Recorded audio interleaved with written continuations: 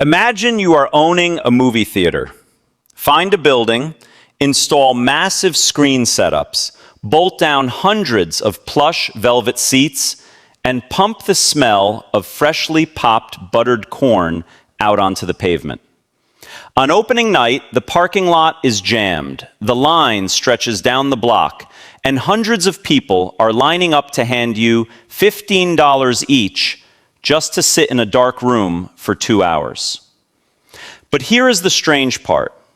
A movie theater is one of the very few businesses where you can sell out every single seat in the house, pull in $10,000 in ticket sales in a single night, and end up making almost $0 in actual profit from those tickets.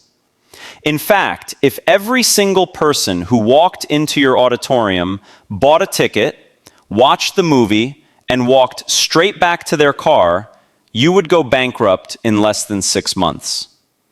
Anyway, by the end of this video, you will know exactly how that is possible, how movie theaters actually make money on the inside, why selling out blockbuster opening weekends still is not enough to keep the doors open, and why a movie theater is not really in the entertainment business at all. To understand the economics of ownership here, you first have to realize that movie theaters come in 3 distinct tiers, and they are 3 completely different financial beasts. A single-screen independent or historic art house cinema usually costs anywhere from $500,000 to $1.5 million to purchase or acquire. A mid-sized suburban multiplex with 8 to 12 screens will cost between $8 million and $15 million to build out from scratch. And if you want to compete with the megaplexes, the massive 16-screen entertainment hubs with Dolby Atmos sound, motorized recliners, and IMAX projection systems, you are looking at a build-out cost of $25 million to $40 million. Now, when a beginner looks at a movie theater business, they do simple, optimistic math. They think, okay, an 8-screen theater with 200 seats per screen, open for 3 showtimes a day, charging $12 a ticket. If you fill just half those seats, that is nearly $11,500 a day, or over $4 million a year in box office revenue alone. It sounds like a money printing machine. Look, here's the thing. That box office revenue is not your money.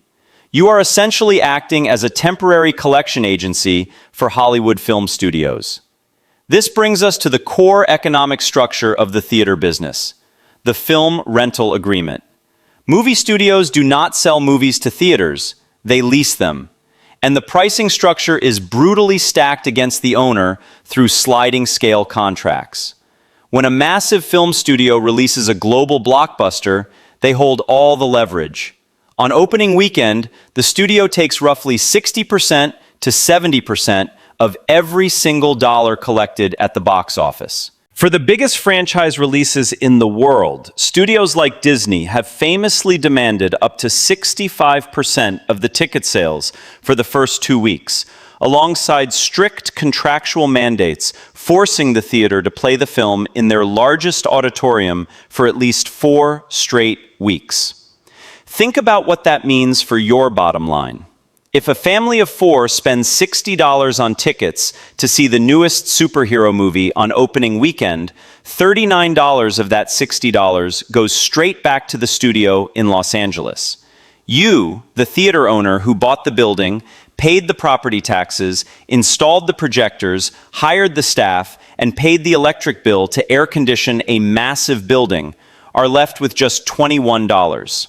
And out of that $21, you still have to pay rent, labor, utilities, and insurance. The profit margin on ticket sales is so thin, it is almost invisible. On average, after accounting for studio splits across a film's entire theatrical run, a theater retains only about 45% to 50% of overall box office gross. And on opening weekends, when foot traffic is highest, that number drops to its lowest point. So how do you actually survive? This is where the real business model reveals itself. A movie theater is not a film display business. A movie theater is a high-margin concession stand that uses Hollywood movies as loss leaders to get people through the front door. Look at the numbers on concessions, because this is where the financial engine actually lives. The average margins on theater snacks are legendary.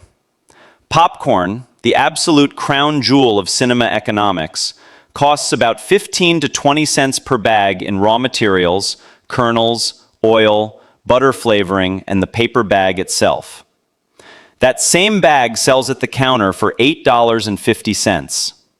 That is a profit margin exceeding 85% to 90%.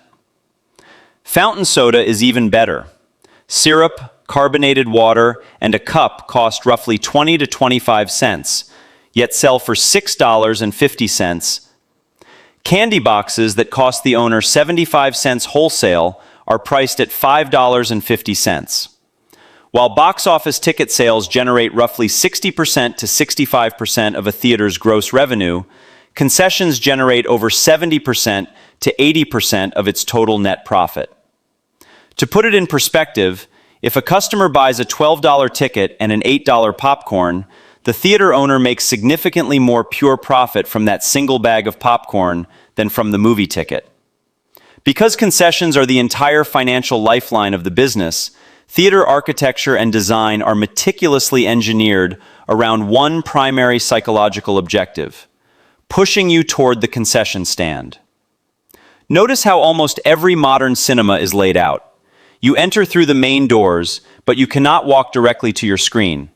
The architecture forces you into a funnel. The box office ticket scanner is placed before the central lobby, and immediately after passing the scanner, you are forced to walk directly past a massive, brightly illuminated concession counter extending across the room. The scent of warm, buttered popcorn is intentionally directed into the main lobby using ventilation fans. The line layout is designed to slow down your walking speed, giving you time to look at visual menu boards displaying high-profit combos, where adding a $7 drink to an $8 popcorn feels like a deal, because it saves you $1.50 compared to buying them separately. Retention and engagement strategies do not stop at popcorn, though. To maximize per-visitor spend, modern theaters have spent the last decade shifting toward luxury concepts. By replacing 200 standard fold-down seats with 80 motorized luxury leather recliners, theaters cut their physical seating capacity in half. That sounds insane, right? Why cut your capacity by 60%? Because customers are willing to pay a 30% to 50% premium for a recliner, boosting ticket yields. But more importantly, luxury auditoriums attract higher income demographics who spend dramatically more on high-margin food and alcohol. Adding a full kitchen and a bar in the lobby turns a $20 per person outing into a $50 per person outing, introducing draft beer, wine, and warm meals with 70% gross margins into the revenue stream. Yet, despite this guaranteed mathematical markup on food, movie theaters go bankrupt all the time. Why do so many fail? It comes down to a structural economic vulnerability called extreme demand volatility combined with massive fixed operating overhead. Running a movie theater requires paying enormous fixed overhead costs, regardless of whether 10 people or 10,000 people show up. Rent on a 40,000 square foot commercial building in a prime suburban retail strip is astronomical. Electricity bills for heating, cooling, and powering multi-thousand-watt xenon projection lamps and massive digital audio arrays can easily run $15,000 to $30,000 every single month. Then add equipment lease payments, property taxes, insurance, and payroll. These fixed costs exist every day, 365 days a year. The problem is that a theater owner has zero control over their inventory quality. If Hollywood releases a slate of bad movies, or if studios push release dates back, foot traffic collapses. A restaurant owner can change their menu if sales drop. a movie theater owner is completely dependent on external studios to deliver products that consumers actually want to see. Think of a movie theater like an airline. An airplane's seats are a perishable asset. Once the plane takes off, an empty seat's revenue potential for that flight is gone forever. Similarly, once the lights dim for a 7 p.m. Thursday showtime, every empty seat represents lost capacity that can never be recovered. When box office hits are flowing, you print money because your fixed costs are covered, and every extra person buying a soda is pure profit. But during drought periods, like autumn or winter dump months, when studios release low-budget filler films, the fixed overhead drains cash reserves rapidly. To make matters worse, the industry faces severe structural headwinds: the shrinking theatrical window. Historically, theaters enjoyed a 90-day exclusivity window, meaning a film played in theaters for 3 full months before it could be rented on home video or streamed. Today, that window has compressed to around 45 days, and in some cases, films land on streaming platforms within 3 weeks of their theatrical premiere. When consumers know a film will be streaming on a screen in their living room in less than a month, the impulse to pay $15 for a ticket and $10 for snacks diminishes sharply for anything other than visual spectacle blockbusters. So what does a realistic payoff scenario look like if you buy or build a movie theater today? Let us look at a typical, well-run, 8-screen independent multiplex operating in a mid-sized market. Say your theater pulls in $3.5 million annually in gross box office revenue and $1.8 million in concession sales, giving you total annual revenue of $5.3 million. First, film rental fees take their cut. Subtract roughly 50% of the box office gross, which wipes out $1.75 million right off the top. Now you have $3.55 million remaining in gross profit. Next come the cost of goods sold for concessions. Because snack margins are so high, acquiring the popcorn, syrup, cups, and candy for $1.8 million in sales only costs you about $300,000. That leaves you with $3.25 million to pay all operating expenses.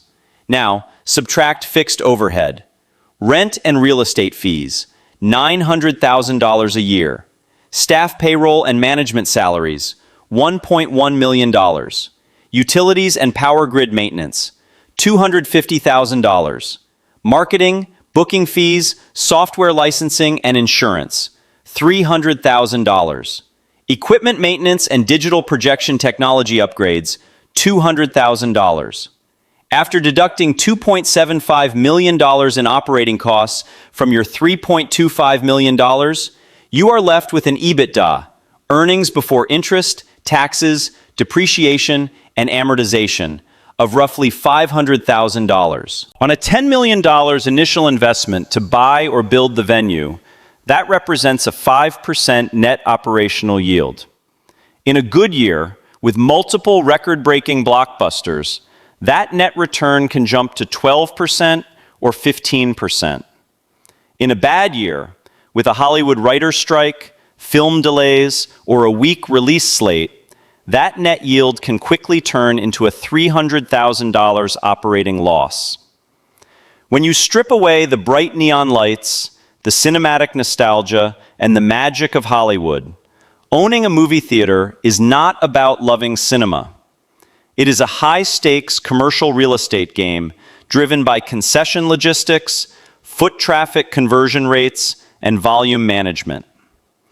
You are leasing expensive square footage, taking on massive utility and lease burdens, and taking a massive gamble that studio executives thousands of miles away release content compelling enough to bring people off their couches and onto your concession lines. The math behind the business works brilliantly when the auditoriums are full, because 5 cents worth of corn selling for $8 will always be one of the greatest economic engines in small business ownership. But if the screens stay dark and the seats stay empty, those giant rooms are just very expensive, air-conditioned spaces holding a whole lot of empty velvet chairs.